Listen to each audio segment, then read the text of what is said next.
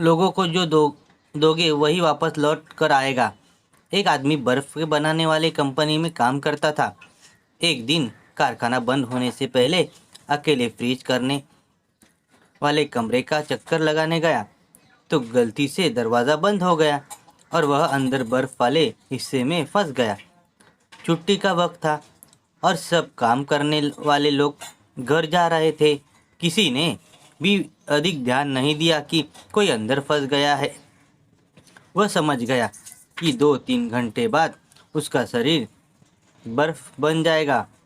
अब जब मौत सामने नजर आने लगी तो मालिक को सच्चे मन से याद करने लगा, अपने कर्मों की क्षमा मांगने लगा और कहा, मालिक, अगर मैंने जिंदगी में कोई एक काम भी मानवता व धर्म का किया है तो तुम मुझे यहाँ से बाहर निकालो। मेरी बीवी, मेरे बच्चे मेरा इंतज़ार कर रहे हैं।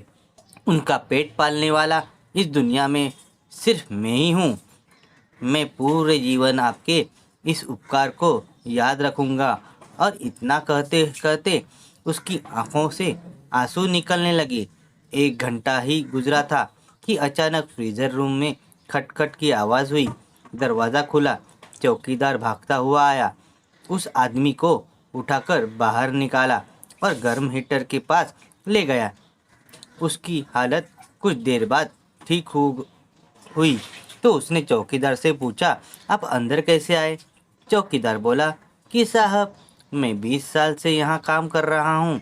इस कारखाने में काम करते हुए हर रोज़ सैकड़ों मजदूर और ऑफिसर कारखाने में आते जाते हैं।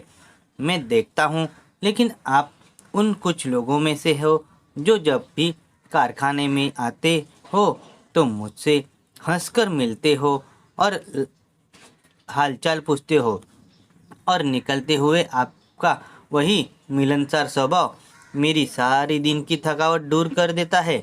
जबकि अक्सर लोग मेरे पास से यूं गुजर जाते हैं कि जैसे मैं हूँ ही नहीं। आज हर दिनों की तरह मैंने आपका आते हुए अभिवादन तो सुन लिया। जाते समय आपकी आवाज़ सुनने के लिए इंतज़ार कर रहा था। जब ज़्यादा देर हो गई तो मैं आपको तलाश करने चल पड़ा कि कहीं आप किसी मुश्किल में ना फंसे हो।